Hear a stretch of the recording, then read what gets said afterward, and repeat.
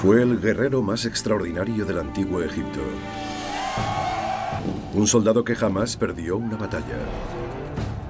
Un general a la altura de los grandes conquistadores de la historia. Un rey que transformó a su país en un imperio.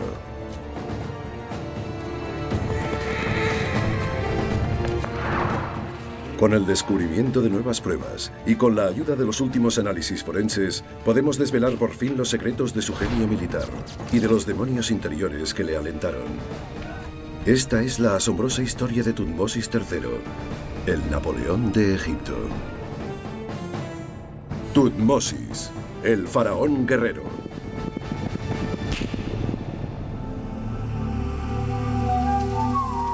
Tebas, la capital del antiguo Egipto.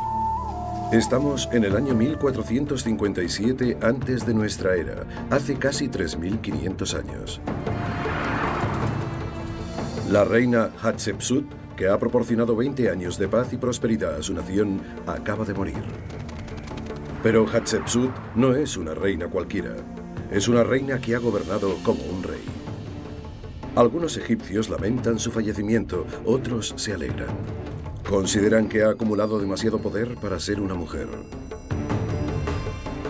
Pero Hatshepsut paga un precio muy caro por la paz. Tras su muerte, Egipto se ve amenazado por sus vecinos. Las ciudades-estado rebeldes, dominadas por sirios y cananeos, todos albergan el ferviente deseo de poner a prueba el coraje del nuevo líder. Su hijastro, Tutmosis III, está listo para tomar las riendas del país. Ha sido faraón durante casi 20 años, pero la reina Hatshepsut le ha mantenido bajo su autoridad. Ahora, superada la mayoría de edad, finalmente puede hacer realidad su sueño de erigir un gran imperio, uno muy distinto al de su madrastra.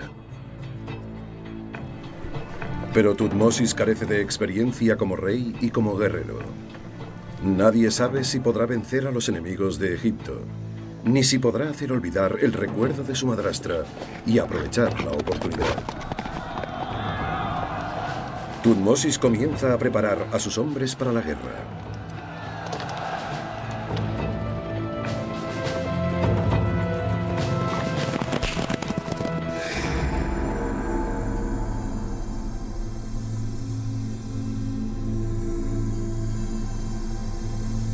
$3.500 años después, Tutmosis descansa dentro de una vitrina en el Museo de El Cairo.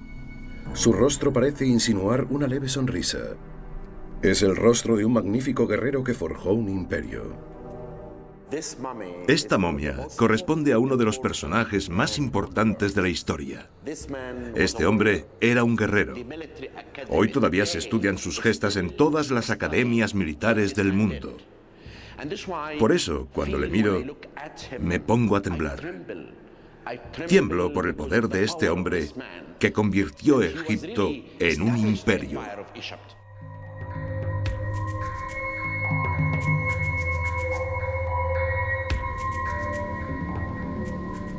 Los arqueólogos descubrieron a Tutmosis y comenzaron a descifrar sus hazañas a finales del siglo XIX.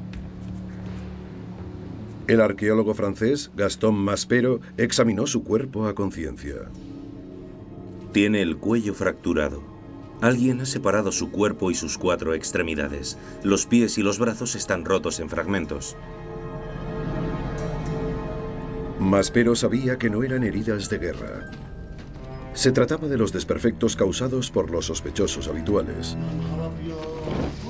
Saqueadores de tumbas.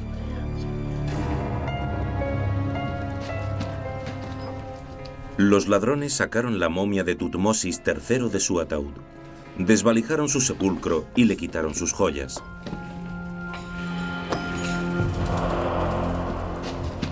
Poco después de su hallazgo, los egiptólogos apodaron a Tutmosis el Napoleón de Egipto. Al igual que Napoleón, Tutmosis sabía cómo comandar una fuerza de combate y mostró un afán insaciable por conquistar nuevos territorios. Y como lo hiciese el emperador francés, los conquistó. Pero Napoleón sufrió derrotas y reveses terribles, mientras que Tutmosis jamás perdió una sola batalla.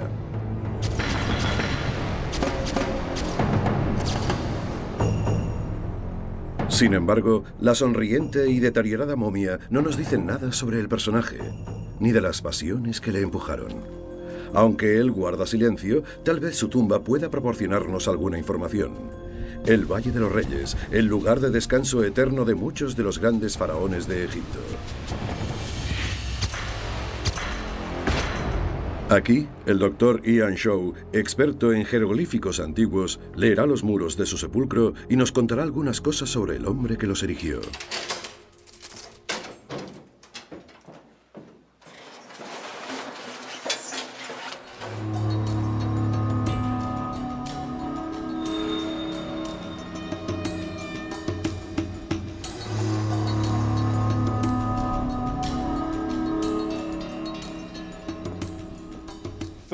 Lo más sorprendente de esta tumba es la frescura y la inmediatez de sus imágenes.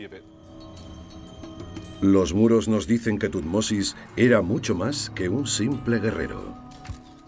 Tutmosis era un hombre que apreciaba la belleza. No era un mero soldado o alguien que simplemente había nacido en el seno de un linaje real. Poseía la suficiente educación para llegar a transformar ciertos aspectos de su propia cultura.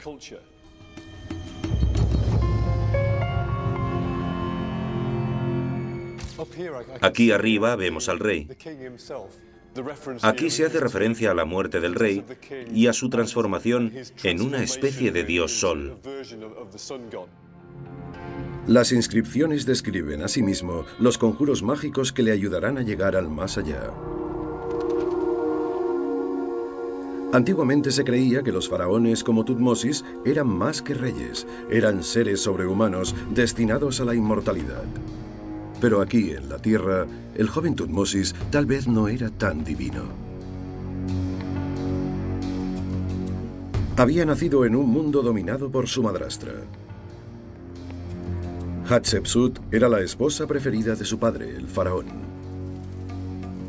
La madre de Tutmosis ocupaba un rango inferior en el harén de su padre. No era de sangre real. Hatshepsut, sí. Algunos especulan que su madrastra ya concentraba demasiado poder cuando su padre aún estaba vivo. Cuando el faraón murió, Tutmosis se convirtió en heredero al trono. Pero no era más que un niño, de modo que Hatshepsut gobernó como regente en su lugar. Sin embargo, ella tenía sus propios proyectos.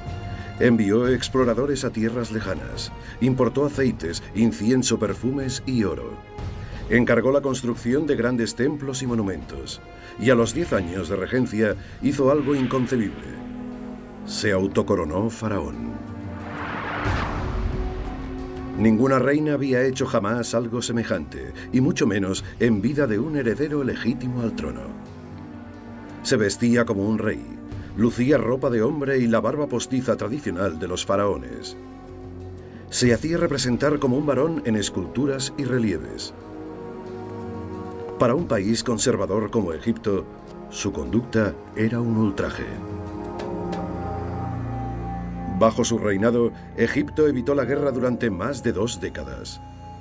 Pero ello le costó muy caro. Las ciudades-estado rebeldes arrebataban territorios a los egipcios a lo largo de su frontera septentrional. Con una madrastra ejerciendo tanto poder, Tutmosis tuvo que buscar un ámbito en el que desarrollar su talento. Optó por la vida militar. Se convirtió en soldado y comandante, abandonando las comodidades y las intrigas de la corte.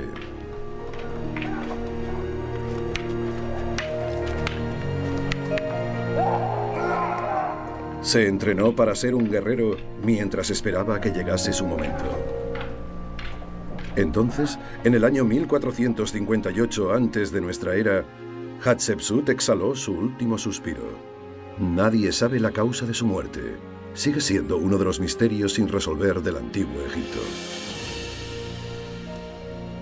Tutmosis accedió al poder de forma inmediata. Él creía que su nuevo Egipto necesitaba algo más que un faraón. Necesitaba un comandante en jefe capaz de arriesgar su propia vida en el frente y que encabezase la carga en las batallas. Por tanto, cuando estalló una rebelión en la frontera norte, se dirigió hacia Palestina con 20.000 hombres. Fue la primera de las 17 campañas destinadas a imponer su dominio en la región. Expandió el imperio, tanto hacia el norte, hasta el interior de Siria, como hacia el sur, a lo largo del Nilo, hasta las tierras de Nubia. Sorprendió a sus enemigos con tácticas agresivas, utilizando las naves para transportar a hombres, suministros y armas con rapidez. Su ejército llegó a transportar naves por tierra a regiones tan lejanas como el río Éufrates. Tutmosis también se comportaba como un general moderno en otros aspectos. Creó una red de espías para recabar información.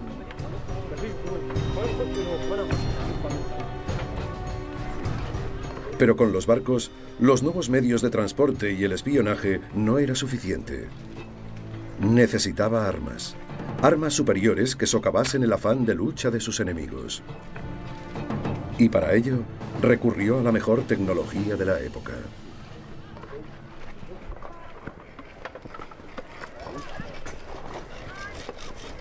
Tutmosis III, al igual que Napoleón 33 siglos después, contó con el armamento más moderno para derrotar a sus enemigos.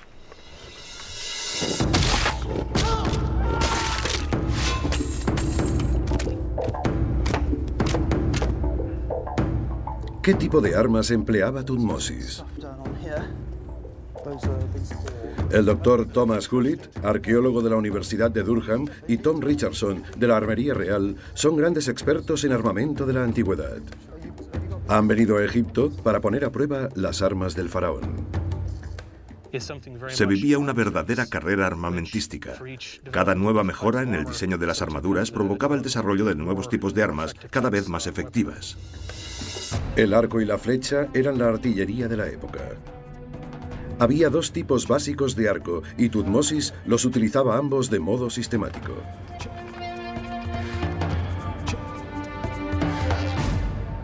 El arco común consistía en una vara de madera y una cuerda hecha con tripas de animal atada a los extremos. Se podía producir en grandes cantidades y Tutmosis armaba con ellos a la mayor parte de su infantería. Cada arquero lanzaba aproximadamente una decena de flechas por minuto. La lluvia de flechas penetraba en la carne y rompía los huesos. Para hacer del arco y la flecha una artillería aún más letal, Tutmosis adoptó una innovación reciente. El arco compuesto estaba formado por 3 capas superpuestas de madera, cuerno y tendones de animal que le daban una mayor resistencia y un mayor alcance. Pero este arco resultaba caro. El ejército solo podía pertrechar con ellos a sus oficiales y a los acompañantes de los aurigas. El arco compuesto podía propulsar una flecha a 300 metros de distancia, casi el doble que el arco común. Con los dos tipos de arcos, Tutmosis podía atacar a sus oponentes a corta y a larga distancia. Imaginemos a 1 millar de arqueros, cada uno con 2 docenas de flechas lanzándolas en 2 minutos, 24.000 misiles letales. Sus enemigos no tendrían a dónde ir, ni dónde esconderse.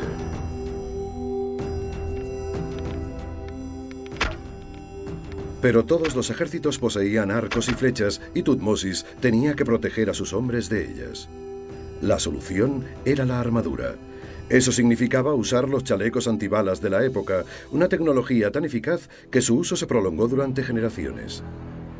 Los expertos en armas se dirigen al Museo de El Cairo. Han venido a ver el único fragmento que existe en el mundo de la armadura que utilizaban los antiguos egipcios. Su intención es hacer una réplica y ponerla a prueba.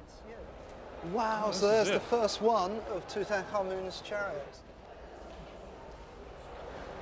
The cross scripts are actually horizontal. Yeah, well that's... Esta armadura perteneció a uno de los faraones más célebres de todos los tiempos, Tutankamón, el rey adolescente.